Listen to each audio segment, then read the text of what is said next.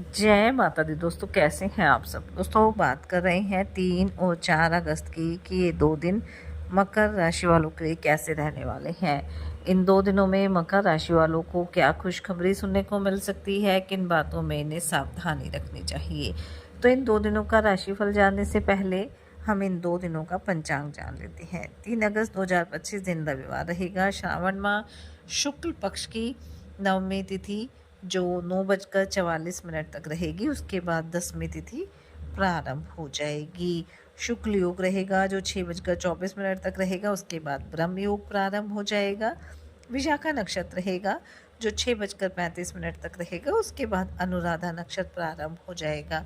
चंद्रमा वृश्चिक राशि में रहेंगे। अभिजीत मुहूर्त का समय रहेगा 12 बजे से 12:54 तक। राहु काल का समय रहेगा शाम 5:30 से 7:10 तक।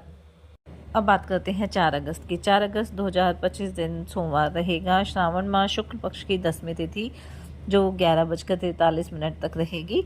उसके बाद एकादशी तिथि प्रारंभ हो जाएगी। ब्रह्म योग रहेगा जो 7:04 तक रहेगा। उसके बाद ऐन्द्र योग प्रारंभ हो जाएगा। अनुराधा नक्षत्र रहेगा जो 9:13 तक रहेगा। उसके बाद ज्येष्ठा नक्षत्र प्रारंभ हो जाएगा। चंद्रमा वृश्चिक राशि में रहेंगे। अभिजीत मुहूर्त का समय रहेगा 12 बजे से 12:53 तक। राहु काल का समय रहेगा सुबह 7:24 से 9:05 तक।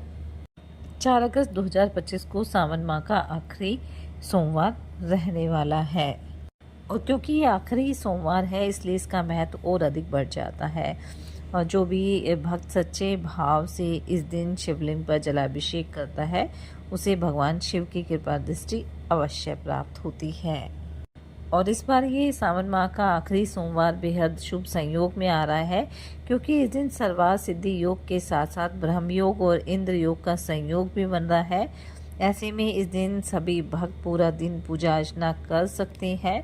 हालांकि ब्रह्म मुहूर्त में पूजा करना सबसे उत्तम माना जाता है, लेकिन पूरे दिन ही भगवान शिव की पूजा अर्चना करना बेहद ही लाभप्रद रहने वाला है।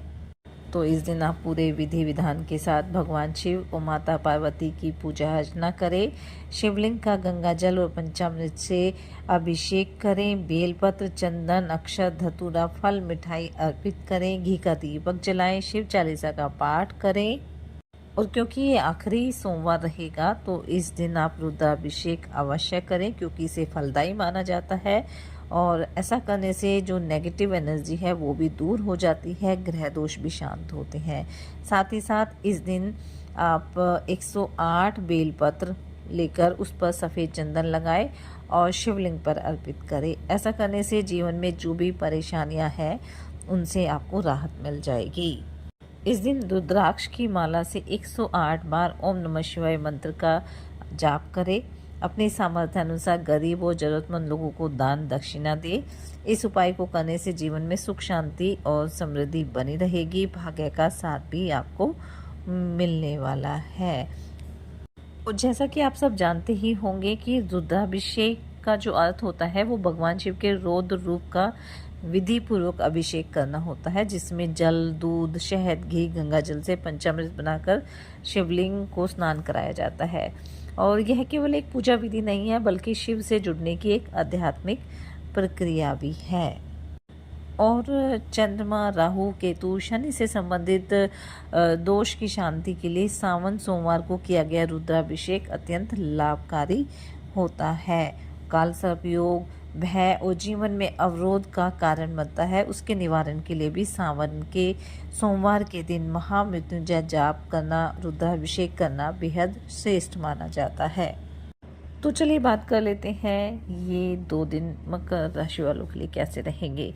ये 2 दिन मकर राशि वालों के लिए बेहद लाभकारी रहेंगे क्योंकि इन 2 दिनों में चंद्रमा मकर राशि के लाभ स्थान में विराजमान रहेंगे। तो इन 2 दिनों में आपको कोई अच्छी खबर भी सुनने को मिल सकती है। कार्यक्षेत्र में भी आप अपनी अच्छी सोच का लाभ उठा पाएंगे और घर परिवार में भी अगर किसी तरह की समस्या चली आ रही थी तो आप सभी मिलजुल कर उन्हें दूर करने में सफल रहेंगे। भाई बहनों का साथ आपको मिलेगा। संतान की भी कोई समस्या थी तो वो दूर हो जाएगी।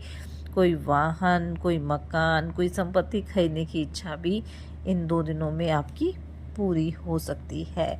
इन 2 दिनों में किसी पुराने मित्र से भी लंबे समय के बाद आपकी मुलाकात होगी, जिससे आपका मन काफ़ी प्रसन्न रहेगा। आपकी आय में वृद्धि होगी, रोजगार के भी नए अवसर आपको मिल सकते हैं। जीवन साथी के साथ या मित्रों के साथ आप कहीं घूमने फिरने भी जा सकते हैं और इस दौरान कोई महत्वपूर्ण जानकारी भी आपको मिल सकती है। धर्म कर्म में आपकी रुचि रहेगी। सामाजिक क्षेत्र में भी काफ़ी एक्टिव रहने वाले हैं। किसी सामाजिक आयोजन में आप सम्मिलित भी हो सकती है। दाम्पत्य जीवन सुखद रहेगा। वहीं जो जातक अभी तक सिंगल है, उनकी अपने साथी से मुलाकात हो सकती है। इन 2 दिनों में घर परिवार में किसी अतिथि का आगमन भी हो सकता है, जिससे घर परिवार का माहौल काफ़ी खुशनुमा रहेगा। अगर किसी से धन उधार लिया था तो उसे भी आप उतारने की पूरी कोशिश करेंगे और उसमें आपको सफलता भी प्राप्त होगी। स्वास्थ्य भी काफ़ी अच्छा रहने वाला है। आप काफ़ी एक्टिव रहेंगे। वहीं विद्यार्थियों को भी पढ़ाई लिखाई के क्षेत्र में सफलता प्राप्त होगी। विदेश जाकर पढ़ाई करने की सोच रहे विद्यार्थियों को भी कोई अच्छा मौका मिल सकता है।